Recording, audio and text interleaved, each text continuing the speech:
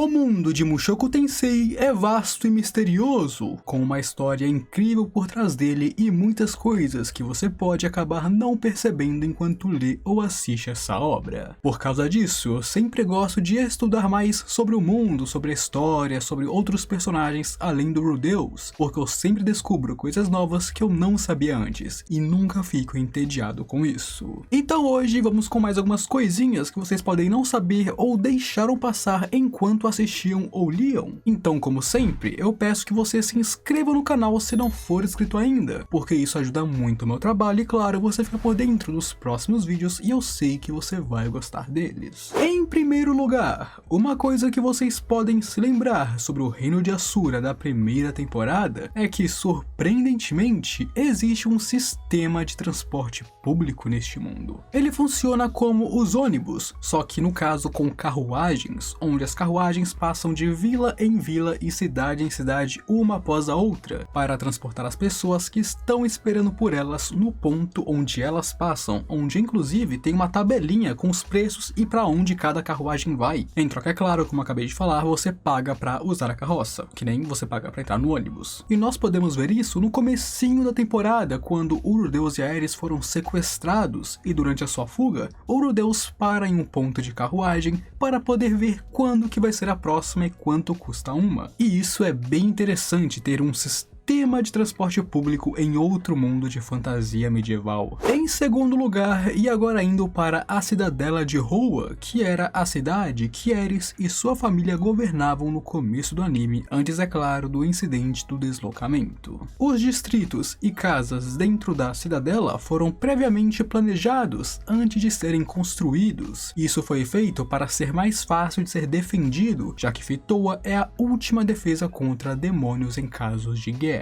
Em terceiro lugar, no mundo de Mushoku Tensei, as culturas e costumes mudam completamente dependendo de qual país você está atualmente. Como por exemplo, no continente central é uma prática bem comum para alguém ter mais de uma esposa ou marido, enquanto agora em Milis, por causa da religião, isso seria julgado como extremamente inapropriado e seria proibido de acontecer, porque lá os relacionamentos são monogâmicos, e monogâmico é uma pessoa com uma pessoa, né? Eu não lembro. Polígamo é duas? Não lembro. Em quarto lugar, vocês sabiam que a classe de aventureiro ladino seria uma das mais complexas e talvez vantajosas em Mushoku? Os ladinos neste mundo se especializam em várias coisas: investigação, exploração, reconhecimento, trocas, mercadorias e muitas outras coisas também. Em sua grande maioria, todos são alfabetizados e muitos deles vêm de famílias mercantes, o que faz, é claro, que eles tenham um histórico de fundo e uma boa educação. Então, em vez de magos que procuram o caminho da magia e guerreiros que em sua grande maioria não são alfabetizados, os ladinos, em sua grande maioria, possuem sim um futuro fora do mundo de aventureiros, caso eles tentem. Em quinto lugar, e uma coisa curiosa sobre os nobres do Reino de Asura, é que a maior parte das crianças nobres do Reino de Asura são obesas. Vocês sabiam disso? Isso, é claro, é um resultado de sua vida luxuosa e pacífica. Afinal, a paz reina no reino, não tem problemas com comidas e não tem guerras. Os príncipes e nobres não precisam se exercitar, muito menos se fortalecerem para lutas ou guerras. Tanto que, em muitos casos, aqueles que são magros são cortejados pelas mulheres porque eles são diferentes, porque provavelmente eles têm pelo menos um treinamento básico, ou, é claro, pelo menos um estilo de vida diferente daqueles que apenas sentam e comem.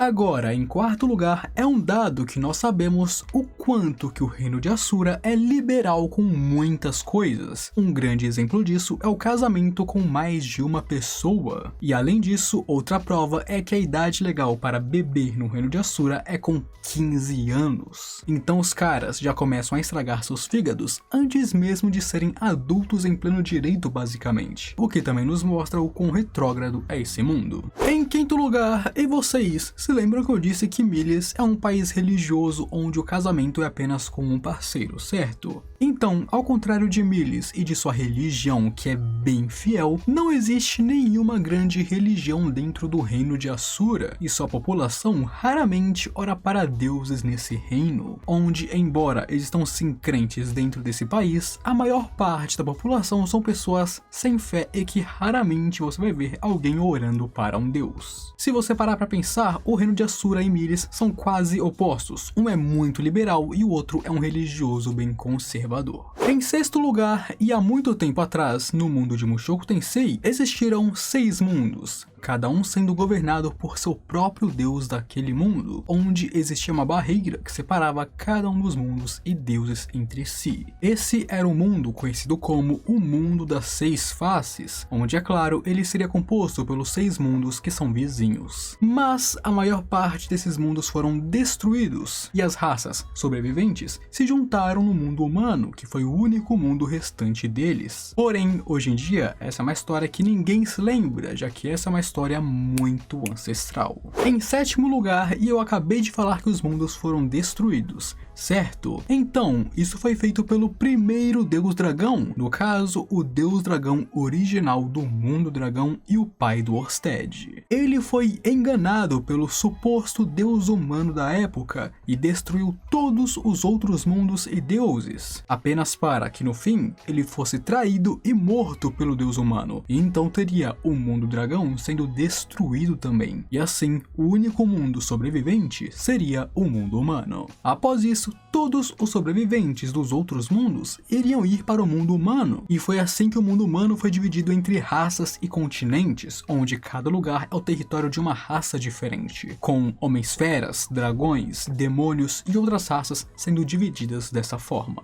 Em oitavo lugar, e após a chegada de outras raças no mundo humano, foi quando houve uma guerra entre os humanos e os refugiados de outro mundo, principalmente contra os demônios, que tiveram grandes guerras contra os humanos durante toda a sua história. Durante a época das grandes guerras, houve um humano chamado Aldebaran, o Cavaleiro Dourado, onde ele seria um humano monstruoso e incrivelmente forte, que ganhou a armadura do deus da luta do próprio Laplace em pessoa e usou essa mesma armadura para lutar contra os demônios. Ele foi um monstro, um cara overpower por completo e dominou completamente os demônios, tanto que foi ele quem dividiu os continentes humano e demoníaco. Em nono lugar, como nós podemos ver, o continente demoníaco possui metade do tamanho do continente central e praticamente não existem plantas nele. Isso pode ser explicado com a separação.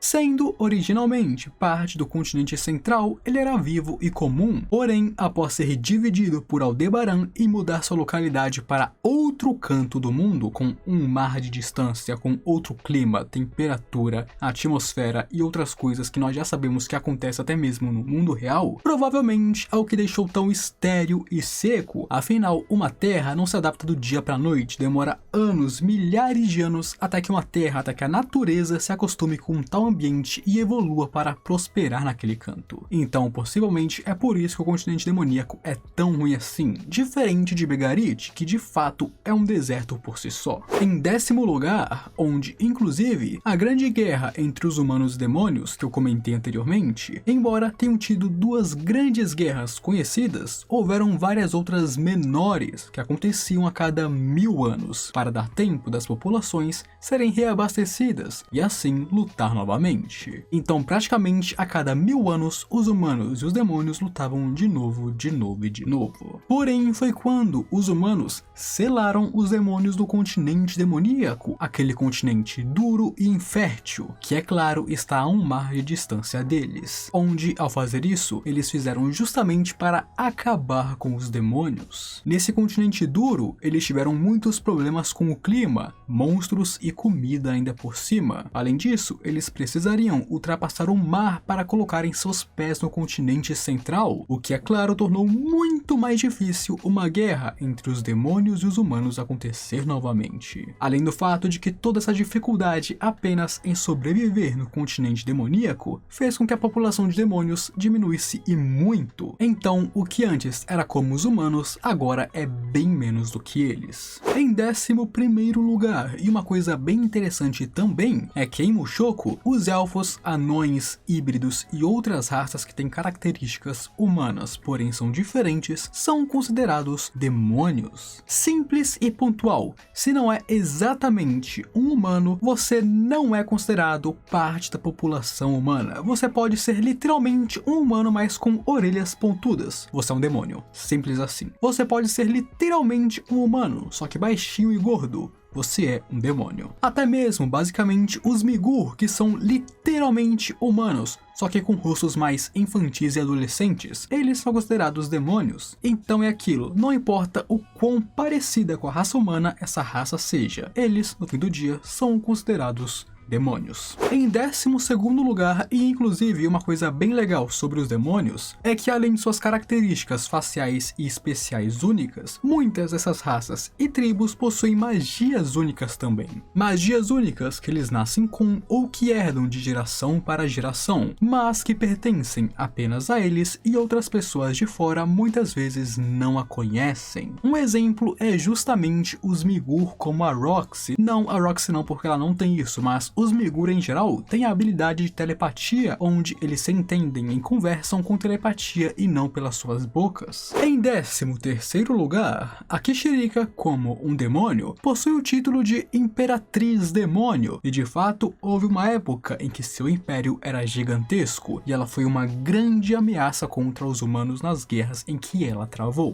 Pode não parecer, mas de fato, a Kishirika foi, meus amigos, uma grande inimiga da humanidade. Agora ela é um meme, mas no passado ela foi temida. Mas não importa o quanto a Kishirika se esforce e tente, ela é incapaz de alcançar o título Deus Demônio. Ela nunca poderá se tornar como o Laplace na época em que ele estava vivo. Em 14º lugar, e falando de linguagens, a língua humana do continente central pode ser dividida em 3 tipos de línguas diferentes, porém a diferença entre elas é bem pouca. A maior diferença entre elas é, em sua grande maioria, sotaque e algumas poucas palavras, como por exemplo inglês britânico, inglês estadunidense e inglês australiano. Ou, trazendo para mais próximo da gente, português brasileiro, português de Portugal e o português de algum outro país que não seja os dois. É basicamente a mesma língua com algumas palavras e sotaques diferentes. Em 15º lugar, e agora falando sobre a linguagem chamada Língua do Deus Lutador, é bem simples e similar com a linguagem humana do continente. Porém, a diferença entre elas é que, no caso, a língua do Deus Lutador seria mais ou menos como se fosse o inglês misturado com um pouco de alemão ou francês para as pessoas deste mundo. Ou seja, basicamente, pra gente, vamos imaginar um pouco sobre o inglês misturado com um pouco de alemão ou francês. É basicamente a língua do Deus Lutador naquele mundo, sendo basicamente a linguagem humana comum, com algumas palavras de outras coisas misturadas de outras línguas. E agora, por último, mas não menos importante, em 16º lugar, e voltando para a época das guerras, especificamente para a Guerra Laplace. Durante a batalha contra Laplace, a luta foi tão intensa que dos 7 heróis que foram para matar Laplace, apenas 3 sobreviveram, saíram vivos dela, sendo eles o Urupen, Kalman e Perúgios. E essas, meus amigos, foram as curiosidades sobre Mushoku Tensei de hoje e eu espero que vocês tenham gostado. Como sempre eu peço, se você gostou, se inscreva aqui no canal, porque a sua inscrição ajuda muito no meu trabalho e, claro, apoia bastante o meu conteúdo. Além disso, você fica por dentro dos próximos vídeos e eu sei que você vai gostar deles. Se possível também, deixe o gostei aí se você gostou do conteúdo para ajudar que mais pessoas vejam ele, que é claro também ajuda muito no meu trabalho. Agora eu me despeço de vocês e eu fui.